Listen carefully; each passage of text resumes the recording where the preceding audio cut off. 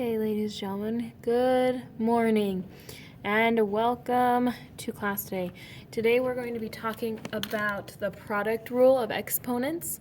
So we've talked about exponents before, we've seen exponents before, but we've seen them more like this, where we have 6 squared, and we know that this right here, the 6 is the base, we're going to call that the base.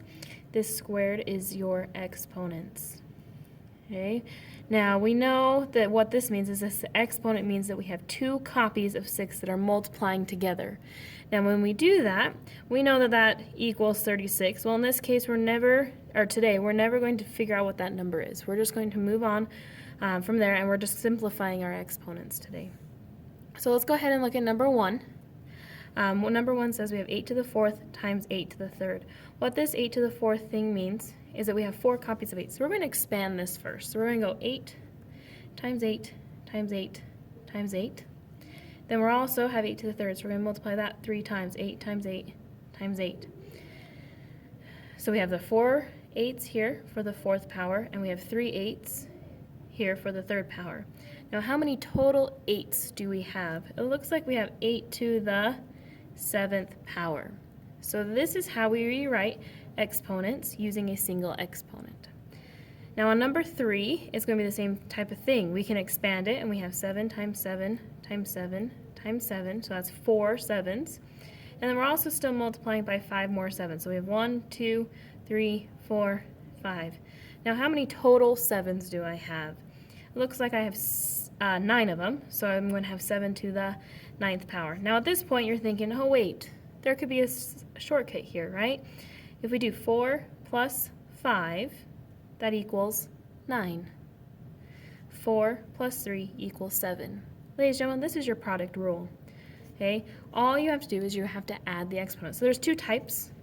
We obviously have numbers, so like the one below, if we have 2 squared times 2 to the 3rd, what that means is we're going to go 2 to the 2nd power plus the 3rd power, and that's the same thing as 2 to the 5th power.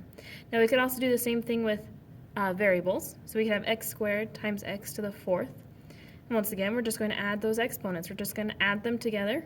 We get x to the 6th power.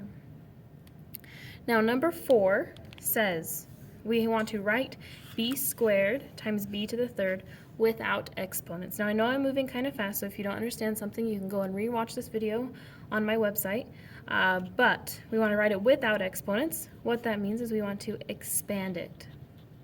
Okay, so we want to go b, so we have 2 copies of b there, so we want to go b times b, and then we have 3 more, 1, 2, and 3. Ladies and gentlemen, there's your answer to that one. Then the second part of this question says, fill in the blank. We have b squared times b to the 3rd, b raised equals b raised to some power.